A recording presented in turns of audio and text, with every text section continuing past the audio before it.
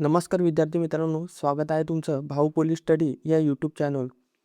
मित्रांनो, पोलीस भरतीची तयारी तर लाखो मुले करतात, पण वर्दी फक्त त्यांनाच मिळते ज्यांचा सराव पक्का असतो.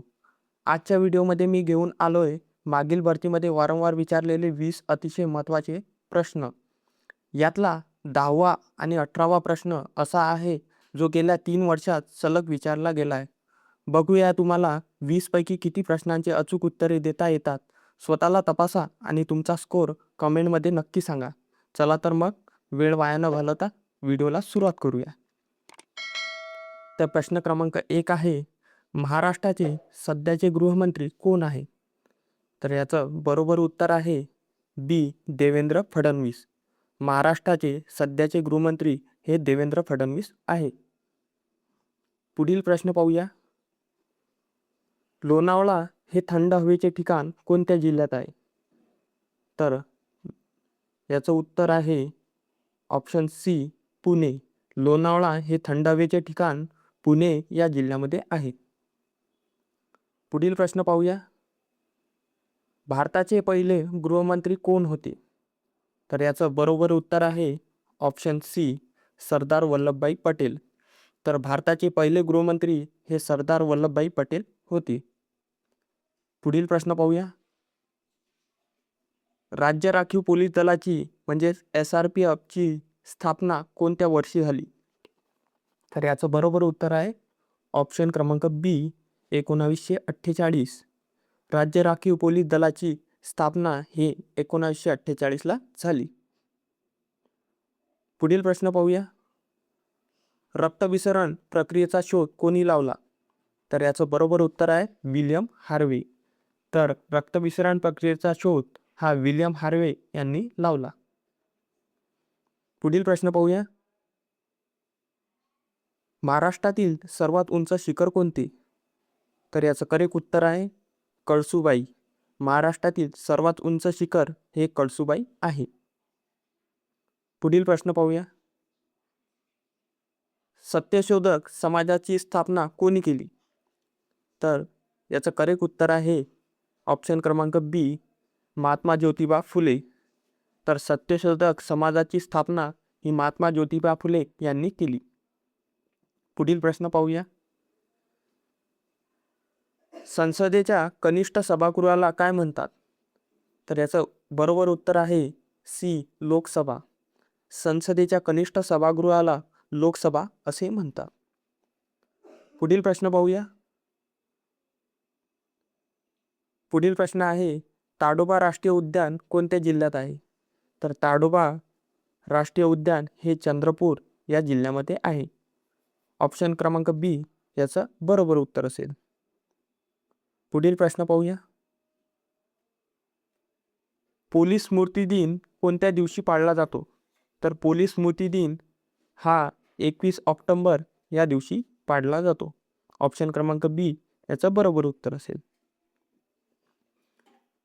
पुढील प्रश्न पाहूया. इन्सुलिन हे संप्रेरक शरीरातील कोणत्या अवयवामुळे स्त्रवते? तर इन्सुलिन हे संप्रेरक शरीरातील स्वादुपिंड या अवयवामुळे स्त्रवते. ऑप्शन क्रमांक सी या प्रश्नाचं योग्य उत्तर असेल. पुढील प्रश्न पाहूया. जायकवाडी धरण कोणत्या नदीवर आहे? तर याचं बरोबर उत्तर असेल ऑप्शन क्रमांक बी, गोदावरी. जायकवाडी धरण हे गोदावरी नदीवर आहे.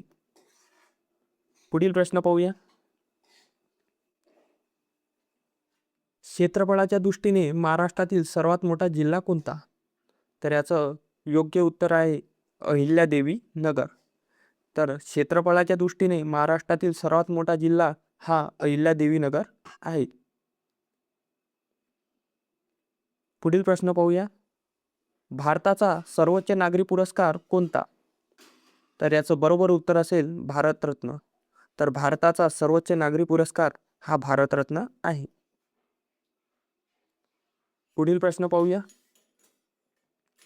फोर्स 1 या विशेष दलाचे मुख्यालय कोठे आहे? तर याचं बरोबर उत्तर असेल मुंबई. फोर्स 1 या विशेष दलाचे मुख्यालय हे मुंबई येथे आहे. पुढील प्रश्न पाहूया.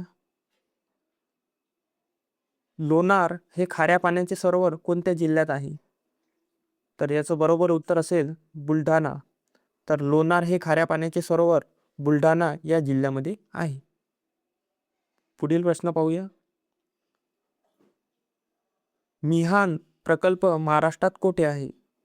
तर याचं बरोबर उत्तर असेल नागपूर. तर मिहान हा प्रकल्प महाराष्ट्रात नागपूर या जिल्ह्यामध्ये आहे. पुढील प्रश्न पाहूया. ग्रामपंचायतीचा प्रशासकीय प्रमुख कोण असतो? तर ग्रामपंचायतीचा प्रशासकीय प्रमुख हा ग्रामसेवक असतो. ऑप्शन सी या प्रश्नाचं योग्य उत्तर असेल. पुढील प्रश्न पाहूया. भारताचे सध्याचे सरन्यायाधीश कोण आहे? तर याचं बरोबर उत्तर असेल न्यायमूर्ती सूर्यकांत. तर भारताचे सध्याचे सरन्यायाधीश हे न्यायमूर्ती सूर्यकांत आहे. पुढील प्रश्न पाहूया. रक्तामध्ये हिमोग्लोबिन तयार होण्यासाठी कशाची गरज असते? तर याचं बरोबर उत्तर असेल लोह किंवा आयरन. तर मित्रांनो, रक्तामध्ये हिमोग्लोबिन तयार होण्यासाठी लोह किंवा आयरन याची गरज असते.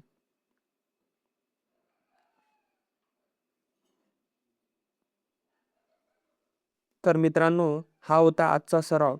तुमचे 20 पैकी किती उत्तरे बरोबर आले प्रामाणिकपणे कमेंट करून सांगा. आणि हा प्रश्न तुमच्यासाठी होमवर्क आहे. याचे उत्तर ज्याला येईल त्याने कमेंटमध्ये नक्की लिहा.